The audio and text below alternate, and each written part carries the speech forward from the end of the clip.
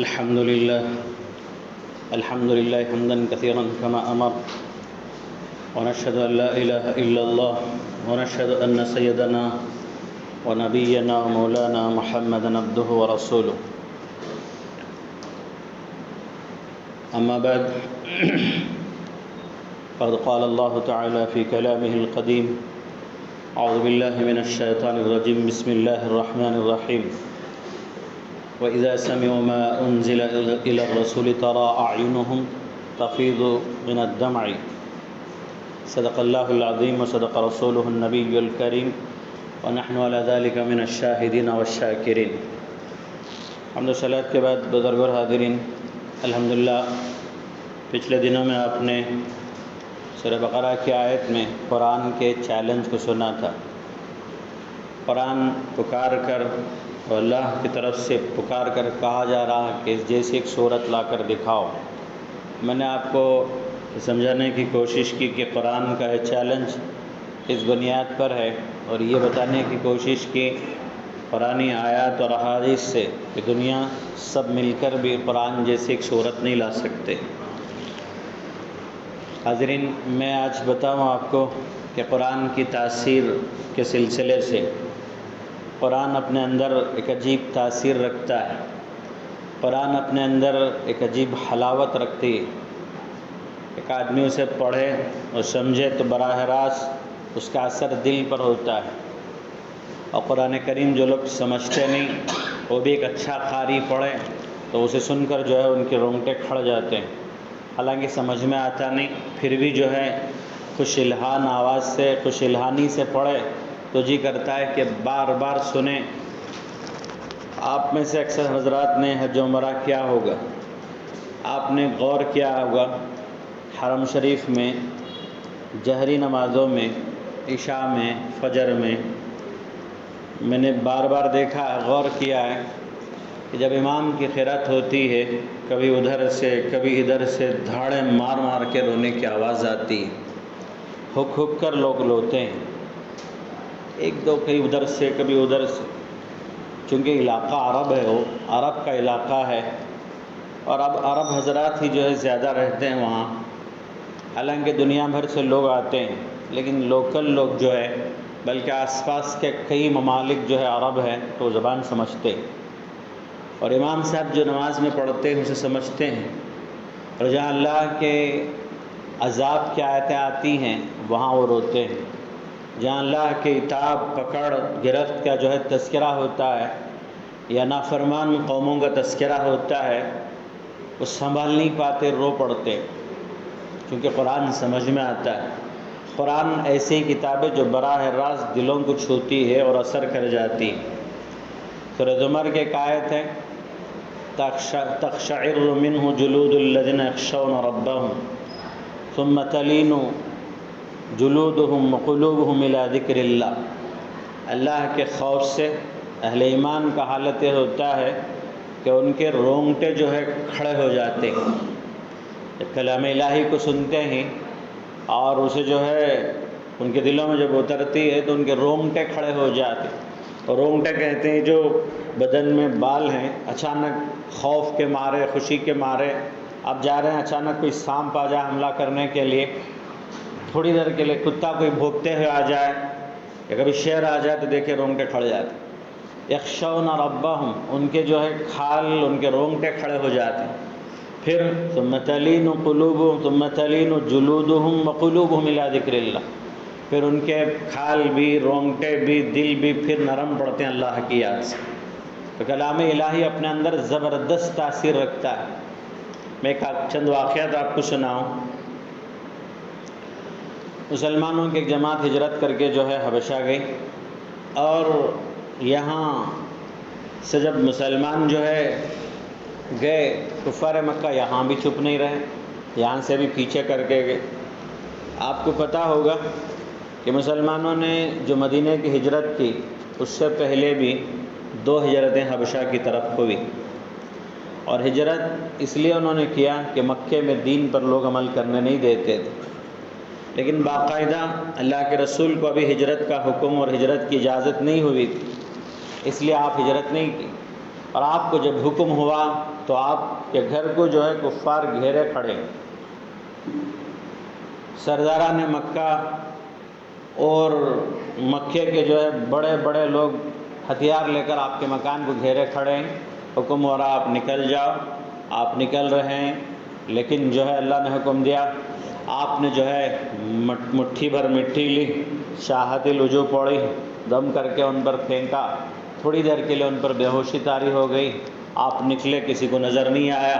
قرآن نے کہا، اللہ نے فرمایا وما رمیت اذ رمیت ولکن اللہ رما، اے پیغمبر جس وقت آپ نے وہ مٹی پھینکا، آپ نے نہیں پھینکا بلکہ اللہ نے پھینکا، اس لیے کہ آپ پھینکتے تو جس پر پڑتا صرف وہی جو ہے بے ہوش ہوتا، گھر کو گھیرے ہوئے لوگ کھڑے ہیں اور آپ صرف ایک طرف پھینک رہے ہیں اور سارے لوگ بے ہوش ہو جا رہے ہیں، یہ تو اللہ ہی کی طرف سے ہوا۔ وما رمیت اذ رمیت ولکن اللہ رما، آپ نے جب پھینکا، رما ارمی عربی میں پھینکنے کہتے ہیں، تو آپ نے جس وقت مٹی پھینکا وہ آپ نے نہیں پھینکا، اللہ نے پھینکا، تو آپ ہجرت کر کے اس وقت نکلے۔ لیکن اس سے پہلے مسلمان جو ہے ہجرت کیے حبشہ کی طرف، 80 افراد قریب ہجرت کر گئے، تو کفار مکہ وہاں بھی پیچھا کرتے ہوئے تحفے تحائف لے کر حبشی بادشاہ کے پاس پہنچ گئے، شاہ نجاشی۔ اب اس بادشاہ کے پاس پہنچ کر اسلام کے خلاف بہت کچھ کہہ دیا کہ لوگ وہاں گڑبڑ کر کے ہمارے خداؤں کو برا بھلا کہہ کر آ گئے، آپ ان کو واپس بھیج دو۔ بادشاہ انصاف پسند تھا، عیسائی تھا، انہوں نے کہا کہ میں پہلے جو ہے دریافت کر لوں کیا حال ہے۔ مسلمانوں کی جو جماعت آئی تھی ان کو بلایا اور کہا کہ تم میں سے کوئی ایک آدمی کھڑے ہو کر مجھے اسلام اور تم جو جس سبب سے وہاں سے نکل آئے وہ بتائیں۔ حضرت جعفر بن طیار رضی اللہ عنہ کھڑے ہوئے، مسلمانوں کی طرف سے امیر بن کر اور ترجمان بن کر کھڑے ہو کر انہوں نے جو ہے اسلام کو سمجھایا اور بتایا کہ ہم فلاں فلاں برائی میں مبتلا تھے، اللہ کے رسول آئے اور ہمیں اس سے نکالا اور یہ۔ اور پھر بادشاہ نے کہا تمہارے نبی پر جو کلام اترنے کا تم دعویٰ کرتے ہو ذرا اس میں سے پڑھ کر سناؤ۔ انہوں نے سورہ مریم پڑھی۔ سورہ مریم میں حضرت عیسیٰ کا تفصیلی تذکرہ ہے، ان کی پیدائش کا تذکرہ ہے، اور بادشاہ جو عیسائی تھا، حضرت جعفر سورہ مریم پڑھ رہے تھے اور بادشاہ بھی، درباری لوگ بھی رو رہے تھے، عربی آتی تھی، لوگ جانتے تھے، زار و قطار رو رہے تھے۔ اور پھر بادشاہ نے کہا یہ تو وہی کلام ہے جو عیسیٰ پر اترا ہے، ہمارے نبی حضرت عیسیٰ پر اترا ہے، بالکل ہو بہو وہی کلام ہے، تمہارے نبی سچے ہیں۔ اور پھر ان کو واپس بھیجنے سے روک دیا، بھیجنے سے انکار کر دیا کہ لوگ سچے ہیں، اپنے دین کے حفاظت کے لیے آئیں، میں جو ہے ان کو بھیج نہیں سکتا۔ یہ لوگ مایوس ہو کر نکلے۔ تو دیکھیے آپ کلام الہی جب سنیں تو ان کے جو ہے حالت اتنے اثر کر گئی کہ وہ سنتے رہے، روتے رہے، سنتے رہے، روتے رہے، یہاں تک کہ اس نے جو ہے اللہ کے نبی علیہ السلام پر شاہ نجاشی بادشاہ نے ایمان بھی لایا۔ اور ایک اللہ کے رسول علیہ السلام نے جتنی شادیاں فرمائی، تمام ازواج مطہرات کے جو مہر تھے 500 درہم تھے۔ ایک درہم قریب جو ہے 3 گرام چاندی کے قریب ہوتا ہے۔ اگر اس زمانے میں ڈائریکٹ سونے چاندی کے سکے ہوتے تھے، آج کی طرح نہیں کہ کاغذ ہے جس کی کوئی اہمیت نہیں ہے، بس گورنمنٹ ایک خاص کاغذ میں جو ہے چھاپتی ہے اور گورنر کا اس میں جو ہے سائن ہوتا ہے اور اس کے بدلے اتنی چیزیں آپ لے سکتے ہیں، 500 1000 کے جو ویلیو کے چیزیں ہیں، ایک کاغذ ہے۔ لیکن اس زمانے میں ڈائریکٹ چاندی کا سکہ، ڈائریکٹ سونے کا سکہ، جو سونے کا سکہ ہے وہ دینار، جو چاندی کا سکہ ہے وہ درہم۔ حضرت اللہ کے رسول علیہ السلام نے تمام ازواج مطہرات کی 500 درہم مہر متعین کی، یہاں تک کہ فاطمہ رضی اللہ عنہ کے نکاح کا بھی 500 ہی درہم مقرر کیا۔ لہذا جو حضرات سنت نبوی کو اپنانا چاہتے ہیں وہ 500 درہم چاندی یا اس کی قیمت جو ہے مہر کے طور پر طے کر سکتے ہیں۔ یہ الگ بات ہے کہ اس سے کم زیادہ مہر دینے پر نکاح ہو جاتا ہے، لیکن صرف جو ہے ایک نکاح کا مہر 4000 درہم آپ نے ادا کیا، اور اس شاہ نجاشی بادشاہ نے اپنی طرف سے اس مہر کو ادا کیا کہ آپ نکاح فرمائیں، مہر میں دوں گا، 4000 درہم اس نے ادا کیا۔ اور ایک زمانے کے بعد اس کا انتقال ہوا تو رسول اللہ صلی اللہ علیہ وسلم نے بتایا کہ نجاشی بادشاہ کی وفات ہو گئی، اور پھر آپ نے غائبانہ ان کی نماز جنازہ پڑھائی۔ امام شافعی غائبانہ نماز، یعنی کوئی آدمی جو ہے چنئی میں اس کی تدفین ہوئی، عرب میں، سعودی میں، امریکہ میں تدفین ہوئی اور یہاں نماز جنازہ پڑھی جائے، یہ غائبانہ نماز جنازہ ہے۔ امام شافعی کے ہاں اسی لیے نماز جنازہ غائبانہ طور پر جائز ہے کیونکہ حضور نے شاہ نجاشی بادشاہ کی نماز پڑھی۔ ہم حنفی مسلک والے کہتے ہیں کہ اللہ کے رسول علیہ السلام نے فرمایا کہ جو ہے میرے سامنے وہ جنازہ کر دیا گیا تھا، نجاشی بادشاہ کی میت میرے سامنے کر دی گئی تھی، اس لیے میں نے اس کی نماز جنازہ پڑھی۔ یہ آپ علیہ السلام کی خاصیت میں سے ہے، ہر کوئی ایسا نہیں کر سکتا۔ اور دوسری بات یہ ہے کہ اگر غائبانہ نماز جنازہ عام اجازت ہوتی تو کتنے صحابہ جنگ میں جا کر شہید ہوئے، آپ ان کی بھی نماز پڑھائے ہوتے۔ آپ نے جو ہے جہاں تک میری معلومات میں صرف ایک ہی مرتبہ آپ نے غائبانہ نماز جنازہ پڑھی ہے، اور وہ آپ کی خاصیت ہے اس لیے کہ آپ کے سامنے جو ہے جنازہ کر دیا گیا تھا اور آپ نے اسے دیکھا، اس لیے اسے دلیل بنا کر دوسروں کی نماز جنازہ نہیں پڑھائی جا سکتی۔ خیر یہ واقعہ تو اس میں تاثیر جو اسے آپ نے سنا ہے۔ دوسرا واقعہ، 70 آدمی حبشہ ہی سے حضور صلی اللہ علیہ وسلم کی خدمت میں آئے ایمان سمجھنے کے لیے، اسلام سمجھنے کے لیے آئے تو اللہ کے رسول سورہ یاسین پڑھ رہے تھے۔ یاسین آپ نے پڑھا اور انہوں نے یاسین سنا، 70 افراد تھے اور رونے لگے، کلام الہی کو سمجھ رہے تھے، کلام الہی براہ راست ان کے دل پر اثر کر رہا تھا۔ اللہ کا کلام بڑا عجیب تاثیر رکھتا ہے اپنے اندر، بڑا عجیب تاثیر رکھتا ہے۔ کسی نے کہا کہ ہم لوگ سمجھ میں نہیں آتے، آپ سورہ فاتحہ دم پڑھ کے دم کر دیتے ہیں، سورہ ناس سورہ فلق پڑھ کے دم کرتے ہیں اور کہتے ہیں اس میں شفا ہوگی، اس میں صحت ہوگی، اس میں اثرات جائیں گے، فلاں فلاں، ہمیں تو سمجھ میں نہیں آتی۔ تو حضرت نے جو ہے ان کو گالی دینا شروع کر دی، تھوڑی دیر کے لیے ایل فیل بکنا شروع کیا۔ اب سامنے والے کی حالت خراب ہو گئی، مجھے آپ سے تو توقع نہیں تھی، آپ ایسے الفاظ استعمال کر رہے ہیں اور یہ اور وہ، غصے میں آگ بگولا ہو گیا۔ تو حضرت نے فرمایا میرے الفاظ اثر کر گئے؟ تو جو میرے الفاظ تمہیں اثر کر سکتے ہیں تو کیا اللہ کا کلام اثر نہیں کر سکتا؟ یہ تو میرے الفاظ ہی تھے، میں نے کیا کیا تمہیں؟ میں نے کچھ الفاظ بولے، گرم ہو گئے اور غصے میں آ گئے تم۔ جب انسان کے الفاظ اتنا کسی کو اثر کر سکتا ہے تو پھر کلام الہی اثر کیوں نہیں کر سکتا؟ وہ 70 آدمی جو حبشہ سے زمانے کے بعد آئے تھے، برسوں بعد جب اسلام کو ترقی ہو چکی تھی اور جو زمانہ ہو چکا تھا، اسلام آ کر وہ لوگ آئے اور جو ہے یاسین سنے، رونے لگے اور پھر کہہ رہے تھے ربنا آمنا، اے اللہ ہم ایمان لائے، فاکتبنا مع الشاہدین، اللہ ہمیں جو ہے وہ گواہی دینے والوں میں ایمان کی لکھ دے۔ قرآن کریم میں ان کے سلسلے سے جو ہے 7ویں پارے کی پہلی آیت نازل ہوئی، وَإِذَا سَمِعُوا مِنَ الرَّسُولِ تَرَىٰ أَعْيُنُهُمْ تَفِيضُ مِنَ الدَّمْعِ، جب وہ اللہ کے رسول سے قرآن سن رہے تھے تو ان کی حالت یہ تھی کہ ان کے آنکھوں سے آنسو بہہ رہے تھے۔ تفیض من الدمع، عربی میں دمع جو ہے دال میم ان دمع دمو، آنکھوں کے آنسو کو کہتے ہیں، اور وہ آنسو بہہ رہے تھے اور وہ سن رہے تھے، سنتے جا رہے ہیں اور روتے جا رہے ہیں سورہ یاسین کو۔ حاضرین، کلام الہی اگر جو ہے کسی کو سمجھ میں آئے اور تاثر، ایک اچھا جو ہے قاری نماز پڑھے یا ہم ریکارڈنگ میں سنتے ہیں تو ہم وجد میں آ جاتے ہیں، سنے بغیر ہے۔ عوام کہتی نہیں نہیں، ان کی قرات میں جو ہے لچک ہے، ان کی قرات میں کشش ہے، اللہ کا خاص دین ہے، جسے چاہے اللہ عطا کر دیتے ہیں۔ الگ بات ہے کہ جو ہے ہر آدمی کو قرآن سمجھنا، ایک قرآن سمجھنے کی حد تک عربی سمجھنا مشکل ہے، لیکن بہرحال ہم اتنا تو کر سکتے ہیں کہ قرآن جہاں سمجھائی جاتی ہے اور قرآن کی جہاں تفسیر کی درس کی مجلسیں ہوتی ہیں، اس میں بیٹھ کر کسی حد تک قرآن سمجھنے کی ہم کوشش کر سکتے ہیں۔ مجھے تاثیر قرآن کے سلسلے سے اور بھی جو ہے ایک چند واقعہ سنانا، وہ انشاءاللہ آپ کل سنیں گے۔ میں آخر میں ایک دو مسئلہ بتا کر اپنی بات ختم کرتا ہوں۔ عام طور پر ایک مسئلہ یہ سوال کرتے ہیں لوگ کہ موبائل میں جو ہے تصویر رہتی تو کیا نماز پڑھ سکتے ہیں؟ دیکھیے، تصویر کے سلسلے سے مسئلہ آپ ذہن میں رکھیں کہ جو تصویر نظر آتی ہے اس تصویر پر نماز نہیں ہوتی۔ مثال کے طور پر مصلی آپ نے بچھایا، اس میں کوئی تصویر ہے، یا آپ ایسا لباس پہنیں کہ اس میں کوئی جو ہے انسان، جیسے آج کل ٹی شرٹ میں بنتا ہے عام طور پر، ایک آدمی کھڑا ہے یا کوئی بچہ دوڑ رہا ہے، یہ تصویر ہے، اس سے نماز نہیں ہوتی۔ ایسی چھوٹی تصویر ہے کہ غور سے دیکھنے پر تصویر دکھتی ہے، پہلی نظر میں تصویر سمجھ میں نہیں آتی ہے، اس میں بھی احتیاط کرنا ہے، یہ بھی مکروہ ہے۔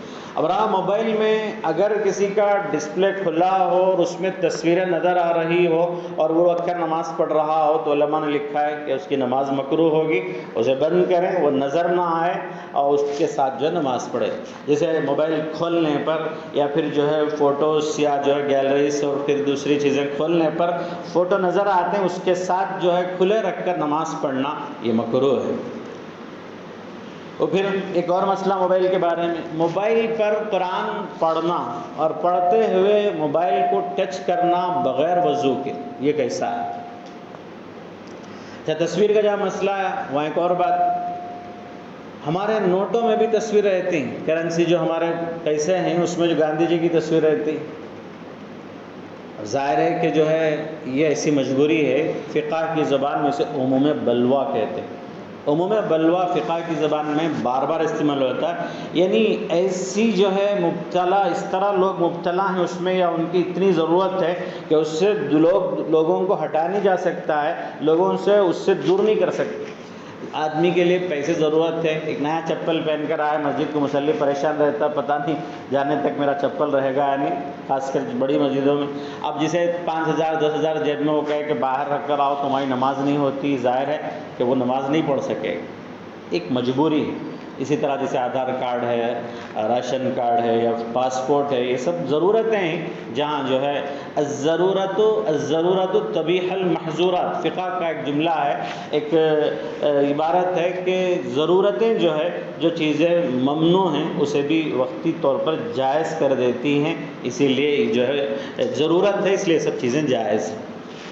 اب جو نوٹ میں تصویر رہتی ہے اس کے بارے میں فقہاء کہتے ہیں کہ عموم بلوا ہے، یعنی سب لوگ اس میں مبتلا ہیں اور اس سے دور نہیں رکھا جا سکتا لوگوں کو، اس لیے اس کی گنجائش ہے، اسے ساتھ رکھ کر نماز پڑھ سکتے ہیں۔ تو میں نے موبائل کا مسئلہ یہ بتایا آپ کو کہ قرآن اگر اس پر قرآن چھونا، اب دیکھیے قرآن کے بارے میں ایک مسئلہ آپ ذہن میں رکھیے، قرآن بغیر وضو کے پڑھا جا سکتا ہے، چھوا نہیں جا سکتا۔ لا یمسہ الا المتطہرون، کہ اللہ کہتے ہیں کہ پاک اور صاف لوگوں کے علاوہ دوسرے لوگ قرآن کو چھو نہیں سکتے، پاک اور صاف لوگوں کے علاوہ دوسرے لوگ قرآن کو چھو نہیں سکتے۔ اس کا مطلب غسل کی پاکی بھی ہو، وضو کی پاکی بھی ہو، تب جا کر قرآن کو ٹچ کر سکتے ہیں۔ باقی پڑھنا، غسل کی پاکی ہو تو پڑھ سکتے، وضو نہ ہو تب بھی قرآن پڑھ سکتے ہیں۔ قرآن کھلا ہے یا قرآن یاد ہے یا کہیں قرآن لکھا ہوا ہے، آیت الکرسی لکھی ہے، سورہ ناس فلق لکھا ہوا ہے اور پاک ہے آدمی، وضو نہیں ہے تو بھی پڑھ سکتا۔ مسئلہ ٹچ کرنے کا، اب موبائل میں کوئی آدمی جو ہے وضو کے ساتھ پڑھے، وضو کے بغیر اسے کھول رہا ہے اور پڑھ رہا ہے، تو مسئلہ ہے کہ جو موبائل اصل موبائل ہے، آپ جانتے ہیں کہ اس کے اوپر ایک اور پیپر جو ہے اینک کی اسکرین گارڈ ڈالا جاتا ہے، اگر ایکسٹرا ڈالا گیا ہے تو وہ اس کے لیے جو ہے اسے ٹچ کرنے کی اجازت ہے۔ جیسے قرآن چھو نہیں سکتے لیکن اس کے اوپر چنچی لپٹا ہوا ہے تو چنچی سے جو ہے قرآن کو بے وضو آدمی بھی چھو کر رکھ سکتا ہے۔ آج کل تو چنچیوں کا رواج ختم ہوتا جا رہا ہے۔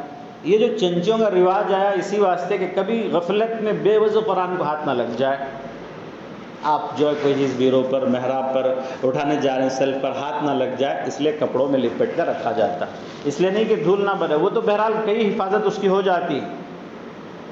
اور ہمارے بعض اسلاف نے یہاں تک لکھا ہے کہ قرآن کریم جس ڈیسک پر پڑھا جاتا ہے، ادب یہ ہے کہ اس کے اوپر دوسری چیزیں بھی رکھی نہ جائیں۔ اس کی مثال علماء نے لکھا ہے کہ جس طرح شاہی تخت پر بادشاہ کے علاوہ دوسرا کوئی نہیں بیٹھتا ہے، تو قرآن کا ادب مولانا ابرار صاحب ہردوی رحمۃ اللہ علیہ، وہ بنگلور کو جو ہے آیا کرتے تھے، بہت پہلے 15 سال پہلے کی بات ہے۔ حضرت جو ہے اس سلسلے میں بڑی توجہ دلایا کرتے اور بڑی جو ہے حضرت اس پر جو ہے لوگوں کو ترغیب دیتے کہ اللہ کے کلام کا احترام یہ ہے کہ اس کا جو رحال ہے یا اس کے لیے جو ڈیسک آپ بناتے ہیں وہ اسی کے لیے استعمال کرے، یہ اس کا ادب ہے۔ تو اگر موبائل کے علاوہ ایکسٹرا آپ نے اسکرین گارڈ لگایا ہے تو وہ زائد ہوگا، اس کے ساتھ ٹچ کرنا جائز ہوگا، اس لیے کہ یہ ایسے ہی ہے جیسے قرآن پر جو ہے آپ کسی کپڑا لگائے تو چھو رہے، اور جو اصل اس کی جو اینک رہتی ہے اسے آپ اکھاڑ دیں تو پھر موبائل نہیں رہے گا۔ تو اس لیے جو ہے اگر موبائل پر ایکسٹرا اسکرین گارڈ نہیں لگا ہے تو بے وضو چھو نہیں سکتے ہیں، ورنہ بے وضو چھونے کی ٹچ کر کے قرآن کو ہٹانے کی پڑھنے کی اجازت رہے گی۔ یہ دو مسئلے جو ضرورت کی تھے میں نے بتایا۔ تاثیر قرآن کے متعلق اور بھی بہت سی باتیں ہیں، آپ کو سنا ہے، انشاءاللہ آئندہ دنوں میں آپ سنیں گے۔ اللہ تعالی ہمیں عمل کی توفیق عطا فرمائیں۔ اللهم صل على سيدنا محمد وعلى ال محمد وبارك وسلم۔ ربنا ظلمنا انفسنا وان لم تغفر لنا وترحمنا لنكونن من الخاسرين۔ اللهم لا حاجة من حوائج الدنيا والآخرة هي لك رضا الا قضيتها يا ارحم الراحمين يا ذا الجلال والإكرام۔ اللهم انصر الاسلام والمسلمين، اللهم اعز الاسلام والمسلمين، ربنا تقبل منا انك انت السميع العليم۔ صلی اللہ تعالی علی خیر خلقہ محمد وآلہ وصحبہ اجمعین برحمتک یا ارحم الراحمین۔ الحمد للہ رب العالمین۔